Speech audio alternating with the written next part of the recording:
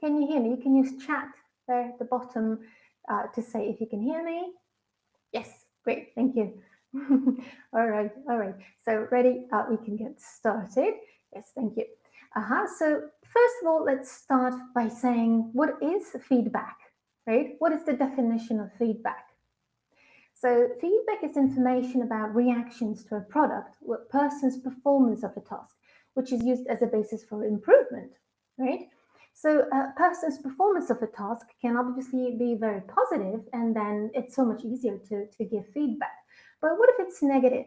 Well, unless you enjoy causing people to be angry, hurt, upset, chances are you don't like giving difficult feedback, right? We squirm, postpone, try to avoid passing on hard truths. Because nobody likes, telling an employee that their work is lousy or that they've made our team look bad in front of a client. So providing feedback, negative feedback, especially negative feedback, is a difficult and demanding, challenging task for everybody. So I hope today I'm going to help you with this task a little. I'm going to give you some phrases, some useful phrases that I hope will come in handy. But before we do that, okay, I'd like you to have a look at two examples, okay, of giving feedback. Not very good examples, let me tell you. So we're going to read an interview between a store manager, that's Mrs. Gamaz, and a department supervisor, Tim, okay? And after this first example, if you could tell me what was the objective of this interview, what did Tim do right or wrong, and how did he feel, right, at the end of this interview? So the first one, Mrs. Gamaz, Tim, I want to see you in my office now. In the office, I don't know what the hell you think you're playing at, but I'm not having it. Are you trying to sabotage the company? I'm sorry, I don't. Don't you like your job? There are plenty of other people just waiting for that chance if you don't want it. I'm very sorry, Mrs. Gamad, but I don't know. Don't interrupt me. You're insolent, cheeky, and incompetent. I don't know what you did, but Mr. Smith was very upset. He's a very important customer. We can't afford to upset him. If this happens again, you're out. Yes, Mrs. Gamaz. All right, I think I've made myself clear. This is your last chance. Now stop wasting my time and get back to work. Whew, that was really something. So, yeah, what was the objective of the interview, right? Can you tell me? Of course, you can use chat to answer that question. What was the objective of it? Anyone? Was it, again, let me help you. Was it to praise or reprimand Tim? Well, obviously it was the latter one, right? To reprimand Tim. What did he do right or wrong? Well, he, okay, I can see your answer coming now. What did he do right or wrong? I can see an answer coming. Terrible boss, that's right. What a terrible boss, yeah. So what did Tim do right or wrong? Well, he upset a client, right, a Mr. Smith. And how did he feel at the end of this interview? Well, probably he was confused, but also resentful, right? Like he felt bitter, irritated, like because he didn't understand what he's done wrong, right?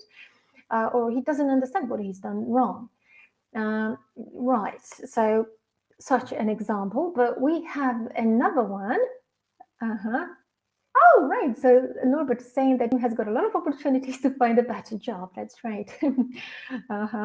Okay. Now let's have a look at another example. Okay. So again, Mrs. Gomez and Tim, the store manager. So Mrs. Gomez, I want to talk to you about Sundays. I know you normally attend church on Sunday mornings. I was very pleased to see that you came to work the last 3 Sundays while Maria was sick. Thank you, ma'am. Maria had better be very careful. This is the 3rd time this year she's been sick. Fortunately for her, you took the initiative of covering for her. Yes, ma'am. So this is a good point for you, but a bad point for Maria. All right, that's all. Thank you, ma'am. Oh, just one other thing, Tim. You didn't switch off the computer when you left yesterday evening. Be very careful. This kind of carelessness can cause a fire. You must remember to switch off when you leave. I'm sorry, Mrs. Gamaz, it won't happen again. All right, see that it doesn't. So how about this interview? What was the objective of this interview? Much better. Okay. So what was it this time? What was the objective of this one? And what did he do right or wrong? So this time the objective was to praise Tim because he covered for Maria, right, on Sundays. And how did you feel at the end of this interview? Mm-hmm. Well, I'd say a little bit confused. Okay. And I see an answer coming. So let's see what you've got to say. How did he feel? Much better than the last one. Okay, that's for sure. Yeah, but don't you think he might have felt a little bit confused because he's been praised for covering for Maria on the one hand, but reprimanded for not switching off the computer. So it's like we don't really have a coherent message here, right? Confused, that's for sure. So would you say Mrs. Gomez's criticism is constructive? Well, surely not, right? She doesn't state the fact or elicit the causes of the problem, right? She doesn't, yeah, the manager shouldn't mix these two facts, exactly. So she doesn't give him any chance to comment, to explain, right? She doesn't set any objectives, right? She mixes, right, giving criticism with recognizing merit, right, with praising, saying you've done a good job. She doesn't specify the qualities she appreciates or the positive consequences of his behavior, right? So there's surely a lot that Mrs. Gomez could learn, right, about giving constructive feedback, right? And we could give her certain tips, right, that she could use. So yeah, where possible, give concrete examples, right, for your criticism. This helps the other person to really grasp, understand what you're saying. Yeah. And give the other person a chance to explain and to fix things if possible. Make sure this is a two-way conversation, right? Not a monologue, it's almost like a monologue here. Uh-huh. Say what you would like in the future and why, right? So let the other person see the bigger picture, right? And get an understanding of your perspective, right? Now, when discussing lessons learned, make sure you get input from the other person, the expert, right, on how to solve such problems that occurred. Mhm. And agree on specific targets and timelines, right? So that way, the person receiving feedback, criticism, walks away with a concrete guide on how to move forward, right? Concrete guide. We have actually more tips here. So don't criticize publicly ever, right? For some, even praise is better delivered in a private meeting. Some people simply don't like being the center of attention, being put in the spotlight, right? So that's one thing. Another thing is give feedback from your perspective, right? Use I statements. So avoid labeling the person, right? So it's better to say, I was angry and hurt when you criticized my report in front of the boss, rather than you were insensitive yesterday, right? Can you see the difference, right? The person might say, no, I was not. And we're labeling him or her, right? So it's better to say how you feel about it, right? I was angry and hurt because of what you did. And now provide specific suggestions. So employee feedback should be solutions oriented, right? Crystal clear and to the point, right?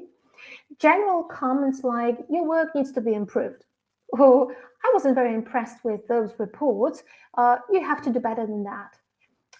Well, such statements can leave the employee confused and in the dark as to what aspect of their work needs to be corrected, right? What exactly they should work on.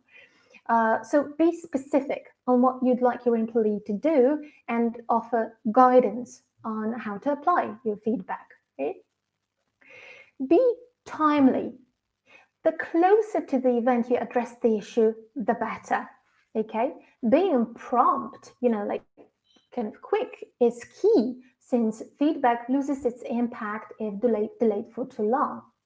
Now, on the other hand, if your feedback is primarily negative, perhaps you should wait a little, right, before you talk to the person. Wait until everyone has calmed down, right? Because you can say something in the heat of the moment and regret it later. So yeah. Now, rather than make statements, ask questions, right? So make the conversation a two-way street, right? Open a conversation and talk with the person. Work together to land a solution or a course of action, right? So instead of saying, I want to see you in my office now, right? We can form a simple question. Can you help me with it? What question could we form here? Yeah, just a very simple phrase. I'm sure you've used it um, lots of times. Maybe could I, yeah, or just, yeah, could I have a word with you in my office? Certainly, it sounds so much better, right? How about this one? I don't know what the hell you think you're playing at, but I'm not having it, right? Like, it's unacceptable for me. So, yeah, let's paraphrase it. Let's ask a question to the person. What could we say? Could you tell me exactly, yeah, or can you tell me exactly what happened with Mr. Smith on Friday, right? So we encourage the person to tell us, explain, right, and tell us with that perspective, yes, how they see it. What that perspective is, how they see it. Please tell me exactly. Oh, also, of course. How about this one? I don't know what you did, but Mr. Smith was very upset. I don't know. So how about asking the person, yes? How could we do that? Do you have? Certainly. Do you have any ideas as to why Mr. Smith was so upset? Of course. And if this happens again, you're out. Ooh, very strong statements, very negative. How about what? How would you fill in this sentence?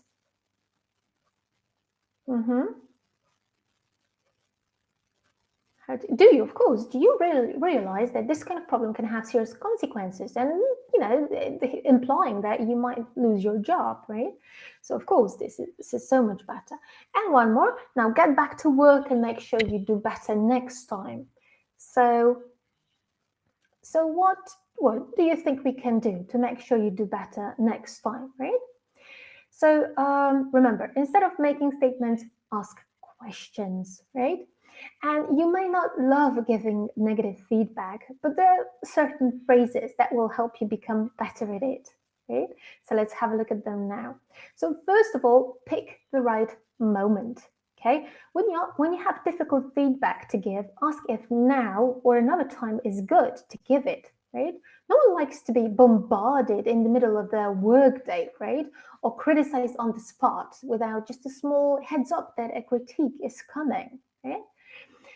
So here are a few phrases that you can use. For example, you asked me to look at your report. Is now a good moment to talk about it? Or have you got a moment I'd like to talk to you about? Yeah. Or can I have a word about? Are you interested in some feedback on? Or would you like a few pointers on your presentation report, etc.? So picking the right moment, but also asking permission to give feedback, right? So we could ask the person, would you be open to hearing some quick feedback around a few things I noticed? Or I heard a few things on a call the other day that I thought we could talk through together. Would you be open to that? Right? Would you be open to that? Do you want to talk about it? Happen to have time later today to chat around a few things I saw. Yeah. Now, what else we can do? Oh, next step would be to perhaps praise the person. Yes, mention the positives, because probably they've done something in a good way, and you can mention these strong points and aspects which you think the recipient handled really well, right? So you could simply say well done after say a presentation, yeah, or I thought your presentation was very effective, or in general I think your presentation went very well, or I really like the way you talk to the client, or you handled that complaint, yeah? Or I can see you've put a lot of work into something, or what I liked most about your presentation report, etc., was this and that. Right. So mentioning the positives, right? Now, to avoid sounding reproachful, accusatory or even aggressive, use neutral language, and describe what you observed as specifically as possible, right? So we can say something like, when you presented last month's figures, I noticed that Or at several points during the presentation, I saw that you something. When I read your report, I didn't quite understand the part about something. I saw that, I recognized that. Yeah. So, another more phrases. When you did something, it made me feel, or here's what I observed, noticed. It seems there was a problem with. So this one's nice, right? We don't say there was a problem with, but it seems there was a problem with, right? So it's just a nicer way of phrasing it. Well, here's where I think there's an opportunity to improve, right? So focus on the observable behaviors of what happened and not personal characteristics of the person, right? This helps make the other person not as defensive, yes, when they hear your comments, and helps make it clear what you'd actually like to see changed. Now, so for example, if you think your coworker wrote a sloppy email to a client, instead of saying, I think you're careless and sloppy, you could say something like, I noticed that in the email you wrote, there were a few mistakes that made me feel that the work was careless. Yeah, something to, similar. So we do not label the person. We're not saying you're sloppy, you're careless, but what you did perhaps wasn't, it wasn't perhaps written very carefully. Yeah? So it sounds so much better. Yeah? Focusing on this behavior and not on the personal characteristic. Now, another thing is explain the possible impact, right? So, what effect the behavior mentioned had on you, or what effect you fear it might have had or will have on others, right? So, you could say something like, this meant that I had to, talk to someone later on, explain things, etc. Or for me, this came across as being rude, whatever. This annoyed, surprised, confused me because I didn't realize something. I'm worried that this will lead to result in, for instance, losing a client. Yes, I think there's a risk that we'll lose this client, right? So you show someone what the impact might be. Now, but make it also clear what the intention behind your feedback is, right? So come from a place of care, because it's not about tearing the person down, about criticizing them in a very severe way. No, it's you want the person to succeed, right? So for instance, you could say something like, I'm saying this because I believe in you and what you're capable of, right? What you can do. Or I'm giving you this feedback because I want you to succeed. Well, this is important to me because I care about the company's direction as a whole, right? And similarly, you should come from a place of fallibility. Oh, does anybody know this word? What is fallibility? What comes to mind when you hear something like that? No idea. So that would be the tendency to make mistakes or simply be wrong, right? Because we might be wrong, right? So don't forget that your feedback is only an interpretation of what you observed, right? And your own perspective of how things can improve going forward. And your perspective is not a universal truth, right? So to make this clear to the other person, you can say something like, is there anything I'm missing? Perhaps I'm missing something, right? I don't know about something. Or is that how you saw things? Or do you see things differently, right? Or is there anything I'm misinterpreting? Perhaps you only heard a part of the conversation. You didn't hear the whole thing. You didn't see the whole picture. So perhaps you have misinterpreted it. Yeah. You might also say something like, I've made this mistake before myself, or I may not have given you all the information. But obviously, you only say these two phrases if you have indeed made the same mistake before, or if you think that you're partially at fault, right? Sort of guilty for not supporting the employee as well as you could have, right? If this really happened, then you could use these phrases as well. Right. So after you've delivered your feedback, the question is, where does it go from here? Right? What do we do about it? So it's natural that you have to talk about improvements. So you can ask for ideas and suggestions, right? What phrases could we use here? Have you got any ideas how you could do this differently in future? Or how do you suggest improving on this next time? Notice the gerund form, right? Suggesting form. Or how could you what could you do to make sure it will happen again, etc. Or how else could you approach this problem, right? I think we have more examples. Can you think of any alternatives, right? How could you do it differently? Or have you considered this or doing something, yes, training in, etc. What do you think about? Or here's what you need to improve, right? And again, we're being specific. Or what do you think we can do to make sure this doesn't happen again, right? So that's a very important part of giving feedback. And when you give feedback, it should feel like a conversation, right? We've already talked about it. No one likes, being talked at, right? So your time to give feedback is also a time to listen to what the other person thinks, right? So to do this, you can simply say, "So what do you think?" Right? What do you think? Or was there anything that doesn't seem clear to you? Or what do you think both you and I should do to move forward, right? And having done that, you can somehow conclude by saying, so if you need help, you will get back to me, won't you? Right? You'll tell me that you have some problem and we can talk it over. Or let's just summarize what we have agreed, right? And again, agreeing on specific targets and timelines. So let's meet again in a month's time to see how you're getting on, right? That's also important. And whatever the feedback, make sure you phrase it in a sensitive way, that you're sensitive about it, right? So it's about empathy, about putting yourself in the other person's shoes, right? Uh, so perhaps instead of saying kind of bluntly, "It's not a good idea," right? We could say something like, "Well, I'm not sure the idea would work because," right? And give some arguments. Why not? So it sounds much better, doesn't it? Or instead of saying, "I don't like this application," okay, but how about saying, "Well, I can see some difficulties with this application. It could be, this or that," right? So you can elaborate. You're not very well trained in something. Well, not a nice thing to say.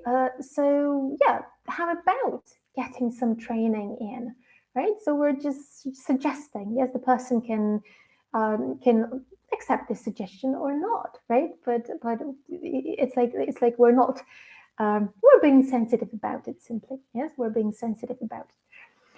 And the project wasn't very successful. Well, probably everybody knows that, right? So instead of saying that, we could say something like, "What do you think is the reason we had problems with this project?" Right?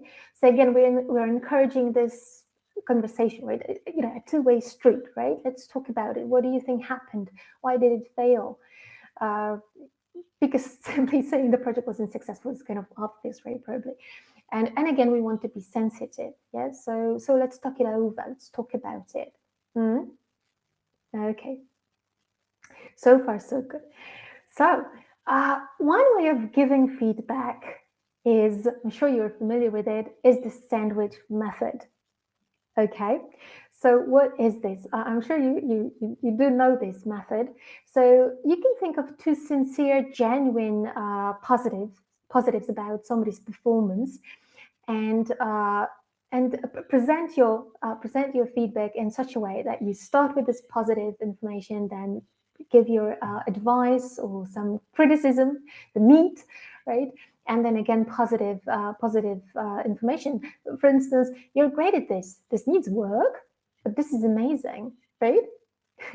So, is a hamburger the answer to a problem? Well, the main advantage of this style is that it's more balanced, right? Because there's usually something positive to be found in everyone's behavior, right? But what may happen here is that it may be sometimes difficult to pick out the real message because the meat is buried, right? The criticism is buried, kind of lost between two positive messages. So there is a risk the other person will only remember the positives, right?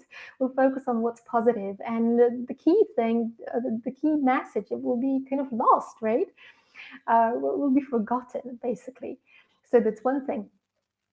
Also, the recipient, the person who receives this feedback becomes used to this approach, right? If you use it all the time, so they might think that your positive comments, they might not take your positive comments seriously, but just see them as a mere tactic, right? So it might undermine trust, right? Is this person's positive feedback sincere, or is it just a tactic, right? And one more thing, it might belittle the person, make them seem as if they are less kind of important, right? Because it kind of assumes that he or she is just can't deal with some straight criticism. So it needs to be, sugar coated, kind of softened, right? So it seems that this method creates confusion, yes, for the receiver. It undermines your feedback, it can decrease levels of trust. So taking the sandwich approach is perhaps not the best idea, right? Although on the other hand, perhaps it might be used with, an employee who might take criticism harshly, right? So from time to time, it might be served, this sandwich. Okay. And just to sum up what we've discussed today, we've talked about, let's have a look at some do's and don'ts. Okay, so I hope you remember what we've talked about. So how about this one? Should we do that or shouldn't we do that? Get off the topic. So avoid the temptation to criticize behavior or weaknesses unrelated to the particular incident or situation. What do you say? So is it a do or don't? Should we get off the topic or not? So we're talking about, some behavior, but we kind of remember, but, there was another incident a month ago, so perhaps I'll also tell the person about it. Perhaps not such a good idea, right? So it's a no. It's a no. It's don't get off the topic. Just focus on one behavior. How about this one? Encourage the person to find their own solutions rather than telling them what to do. Well, it's kind of obvious, isn't it? Yes, certainly we would do that, right? We would want the person to come up with their own ideas, solutions to a problem. We don't want to tell them what to do, right? Okay. Now, encourage the person to find, so we've done that one. Mix praise and criticism, just like Mrs. Gomez. So I'm sure you know what the answer is. Avoid saying X was good, but Y was bad. This just confuses people and, reduces the impact of both praise and criticism. Yes, like the person is not like totally sure. Am I being praised or criticized? Reprimanded. So no, don't do that, right? We don't mix praise and criticism. Forget that people are human beings, not machines. Well, that's kind of obvious, no? So we should adapt our feedback to each person's intellectual, emotional, and physical state, right? Evaluate how much criticism the person can accept without becoming negative, of course, right? So obviously, don't forget people are human beings. What else do we have here? Do or don't go on to point out specific problems, right? So make suggestions as how they can improve and try to agree on a specific action plan. Yeah, we should do that, right? We should go on to point out specific problems, be specific about some problem. What else do we have here? Say you. So yes, we should say you or not. Use the third person to be objective, right? So for example, it wasn't very clear rather than you didn't explain, because the person might say, I did explain. So perhaps it's better to say it wasn't very clear. Or the first person to be collaborative, like in this example, how can we simplify this rather than you have to simplify this, right? It sounds so much better, right? What can we do about this problem? So we're in this together. How can I help you, right? As your boss. So don't say you, right? Use questions and indirect language. Yes, right. We talked about it at the beginning. So instead of making statements, use questions.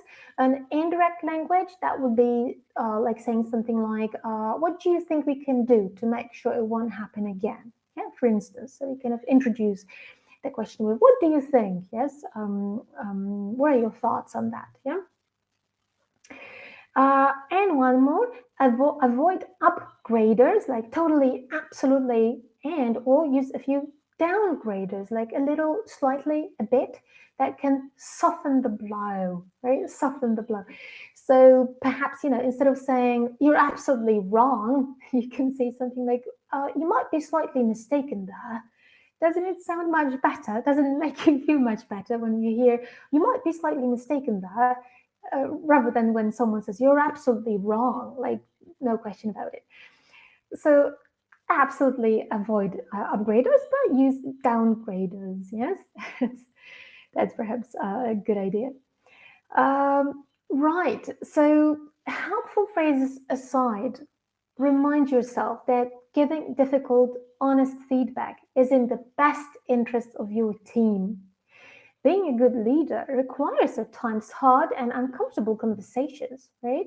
It's a natural and not so glamorous part of the job of being a leader. Remind yourself that as painful as it is, you're doing the right thing by telling the truth, right? And what's more, be open to receiving feedback. So, as to quote an American physician and anthropologist who served as the 12th president of the World Bank, please don't ask me to pronounce his name, no matter how good you think you are as a leader, my goodness, the people around you will have all kinds of ideas for how you can get better. So, for me, the most fundamental thing about leadership is to have the humility to continue to get feedback and try to get better, because your job is to try to help everybody else get better. How do you like this quotation? I think it's a very good one. Uh, so that's it. That's it. I prepared for you for today. Okay. I hope you liked it. I hope you'll find all the phrases useful.